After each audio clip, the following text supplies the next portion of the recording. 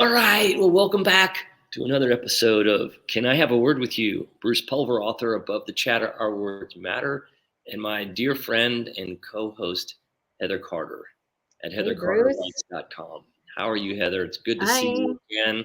I look forward so Yeah. much to these every week. They just fill my heart. We talk about some things, and I know that sounds really selfish, but we decided to do that for that reason, thinking that if somebody can pick up a message or a nugget or a thought or an idea or some inspiration that we were making an Mhm. impact, and that was super important to do. Mhm. I concur. And you know what? So I've been gone for a few weeks. I've talked about this on my, if anyone's interested in more about my story, a couple weeks ago I did one called All. I unpacked all by myself, by the Yep. way, and talked about my son's accident and him getting hit by a car and hit and run, and just some of the things that God was uh, working out of me, I should say, through that situation. But here's the more shallow take on that is that means I also haven't done didn't do a podcast with you for 5 weeks, I think. So you had three guests, right? Yep. 3 or 4 guests, and then you had one on your own. But here's the thing that I've learned that I need from these things that is not just the very, centering spiritual things that I need to focus on, but I have to be on camera. And my resting face is not it's that resting B word face sometimes. And when I'm on camera, I don't have it. And I remind myself to just smile. And for the last 5 weeks, I think I've been missing my happy face. Oh, So I think I just need to think of myself as always being on a camera so that I will remind myself to smile. Because sometimes, I'm thinking and I'm serious, and people are like, "What are you? Are you mad? Are you worried?" And I'm like, "No, I'm just thinking." They're like, "You look mad or worried." So I think I should just this is a good reminder here to that people, they pull from what they see too. So anyway, that's just a shallow side note as I try well, to be definitely happy. missed you. So glad that you're back and we're doing this thing again, unpacking some words, and it was fun to kind of do some separately and have a couple of guests on and just sort of let this thing go where it needed to go. But I think today, man, we are never gonna do something, and what is that we're never gonna do? We're gonna never say never again. Never say never. So that Never. was important to you. We had kind of kicked that around kind of in the green room, as you say, before we went live Mhm. on this podcast about what does it mean to say never or to think never or God, it can go so many different Mhm. ways. And I know that Mhm. we'll unpack a few different ways. So go ahead and kick this thing off. Well, here was my first thought when I thought of never. Well, actually, my very first thought was that I have one of my kids that used to kind of be their word. That was always their word. Like they never got this or nothing, whatever it was, they never got it. And it was never going to happen. And I'm never going to get to do that. And I'm never going to get to do this. It's kind of like a running joke in my family.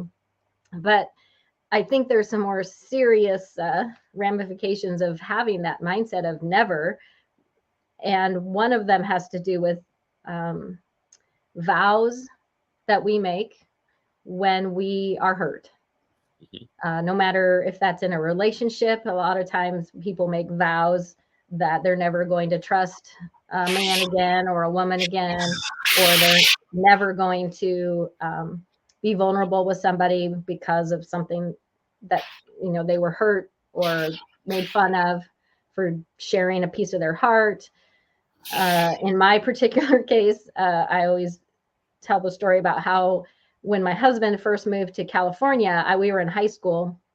He wasn't my husband yet, by the way, but his dad was the pastor of our church, and so he got there, and I felt not sorry for him, but I knew what it was like to move around a lot, so I kind of made a point to reach out to him and include him in our youth group activities and stuff. And so apparently I gave him the wrong message, which was that I was interested in him romantically, and I wasn't at the time.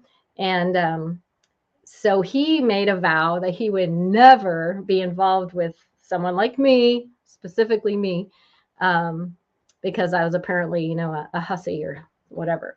So now we're married. We've been married 30 years. So I was able to help him overcome that vow. But it did take a lot of overcoming for us to get in a trusting relationship, because I think he had that vow to overcome. So I don't know. I think we can really deprive ourselves of some good things in our lives when we make those kinds of vows and say, I'll never blank. Yeah. Wow. And I think of never sometimes as self-limiting statements, Mm-hmm. but they can also be boundaries, and that can be a good thing. So Mm-hmm. I think on either side of that river, either bank of that river, if you will, there's the, I'm never good enough. I'm never tall enough. I'm never smart enough, and all those things are just ways to just prevent something from even having a chance of happening. Mm-hmm. And sometimes we say those things to put ourselves in that zone of comfort. Like, well, that means I don't have to take the risk because I've already checked that off the list as an impossibility. Mm-hmm. Can you Performance. think of something that you said in your past, maybe like yesterday or in your distant past, that you said you would never do, Yeah. that now you've done Yeah. and Well, are grateful that you didn't get what you wanted? yeah. So professionally, you know, as a profession, had a career as a salesperson, and one of the things that I believed I would never want to do was to step into that type of role for reasons that I had as beliefs of what the characteristics of that type of role required. Mm-hmm. Pushy, only in it for me, um, quotas, deadlines, pressure, those kind of things. And I was able to kind of open my mind to it by being around. I truly believe the circle of people that you are around have influences on you one way or the other. Some very professional, in it for the other person, helping people get what they want so that you're tracking to your goals, but they continue to kind of stay beneath the surface while you're helping people find value. And I stepped into a profession for the last 20 years as a salesperson, but I thought never, ever would I do that. Now, obviously that lends itself to growth. It lends itself to different things about challenges and successes and struggles, but that's definitely one for sure. And Mm-hmm. relationships, never going back there again. And you kind of never say never. Now, I don't really want to say that as it relates to our faith walk and our journey, because there are absolutes there, and I'm glad that there are. The path that I talk a lot about being on the gravel path. I do believe there are bumpers and there are borders there that are temptations and other things that are always going to be there. And my goal is to stay on that path. So when I say never, I don't mean it kind of in that context, but I do mean in opportunities. I mean in stepping out for a relationship, healing of diseases that maybe there's a deadly diagnosis, and no, not this guy. God's not done with me yet. Maybe he'll take me a time, but if not, those. Yeah, I think that so many times when I use that word, I am it's an arrogance in me that thinks that I kind of like what we talked about last week. It's an arrogance that I think I know better than God what I can handle. I remember very distinctly when we had 2 children, and my youngest was 8 months old, and we were talking about having any more kids, and I was like, oh no, no, no, I will never have 3 children. I cannot handle 3. So as I'm saying this to my husband, I can't handle 3. My parents had 3 kids. It was chaos all the time. We definitely need like a 1-to-1 ratio, really, so I can control the environment, make everything, have this nice little package family. I will never have 3 kids. And then when Bennett was like 8.5 months old, I got pregnant with Emma. And I remember my husband saying, I would be careful about telling God what you'll never do. And I was like, oh, no, no. We're on the same page. I know it. Like, he knows I'm crazy. I can't handle that kind of chaos. He knows I can't do that, which he does know. He's like, yeah, I know you can do 2, but without me, you cannot do 3. So I'm going to give you 3. And Emma, now I have a little girl, a big girl, 21-year-old now, but I can't imagine not having her in my life. Wonder if I would have, I panic sometimes. Wonder if I would have got what I thought I wanted. I wouldn't have this beautiful daughter as part of our family. So I try to remember that when I start telling God I'm never going to do something. Now I try to say things like, you know what? I am never moving to California, and I'm certainly never going to be a missionary in Grand Cayman. And I'm never going to lose, 20 pounds. I try to say those kinds of nevers to God and see if it I can be sneaky and get him to, help me out. But I try to be conscientious about saying never to him because it's backfired in some ways, but it always turns out to be a blessing. So you don't want to put the never in as the reverse psychology is what I kind of hear you saying. Is that right? Yeah. Yeah. It doesn't usually work, but I still kind of try to slip it in there sometimes. Absolutely. Well, we write the words this way and that way. And let's spend a little time talking about never, because I wrote it twice. And so the first way we'll look at it is kind of that restrictive way. Like you said, I'm never going to, not the reverse psychology way, but sort of the restrictive way. So I wrote, never could do that, right? Meaning not today or ever. So incredibly limiting, right? This is not a possibility of that happening. The E is expecting failure. I think if we put a never in our mind, then it just says, well, I'm going to fail at it. I mean, even if you say never, but you step in, I still think that has a mental perspective that points you in that direction. E is expecting failure. I'll never make that team. I'll never make that part in that play. I'll never overcome this thing that's maybe has been a challenge, struggle for me. Athletically, maybe you're a player who can go to the right side on a move in a basketball, but the left side's been weak. Well, I'll never get the left side. Well, you're expecting failure. The V is visualizing loss. I mean, if you say never, you just see it crumbling. You see it not happening, and that's just a visualization of not achieving, because you may want that, but you're telling yourself never. The E is energyless. If you say, oh, I can never climb that, whatever that is, you're on a vacation or you're working on some fitness or you're doing something, you go, oh, I could never. Well, you just have no energy. You're not engaged to do that. And then the R in never was reinforcing our limits. I mean, just promotes that. I was at a seminar in Chicago, and one of the guest speakers was Derek Jeter, the former shortstop, multi-time All-Star and World Series winner. I asked him, how did you work through that many years of being positive and coming out and leading and having, the success that you had? He said, well, the last thing that you think is the first thing that you do. So if you go and say never and then start, boom.